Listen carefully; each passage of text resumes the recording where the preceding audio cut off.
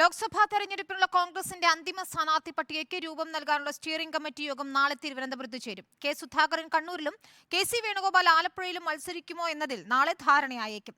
March ആദ്യവാരത്തോടെ സ്ഥാനാർത്ഥികളെ ഔദ്യോഗികമായി പ്രഖ്യാപിക്കാനാണ് സാധ്യത.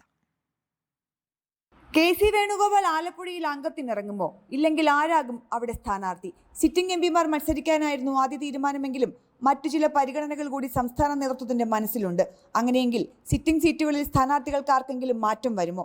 കണ്ണൂരിൽ കെ സുധാകരൻ മത്സരിക്കുമെന്ന് ഉറപ്പാണെങ്കിലും ഔദ്യോഗികമായി അറിയിക്കേണ്ടതുണ്ട്. ഇക്കാര്യങ്ങളിൽ നാളെ ചേരുന്ന സ്റ്റിയറിംഗ് കമ്മിറ്റി യോഗത്തിൽ ധാരണയെത്തും. വയനാട് രാഹുൽ ഗാന്ധി മത്സരിക്കുമോ ഇല്ലയോ എന്നതിൽ സംസ്ഥാന നേതൃത്വം വ്യക്തത ആവശ്യപ്പെടും.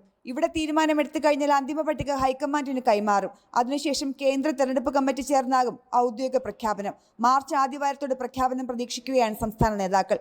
കേരളത്തിന്റെ ചുമതലയുള്ള AICC ജനറൽ സെക്രട്ടറി ദീപാദാസ് മുൻഷിയുടെ നേതൃത്വത്തിൽ ചേരുന്ന യോഗത്തിൽ സ്ക്രീനിംഗ് കമ്മിറ്റി അംഗങ്ങളായ ഹരീഷ് ചൗധരി, വിശ്വനാഥ കഥം, KPCC പ്രസിഡന്റ് കെ സുധാകരൻ, പ്രതിപക്ഷ നേതാവ് VD സതീശൻ എന്നിവർ പങ്കെടുക്കും. Reporter PR Praveena, in reporter, Thiruvananthapuram.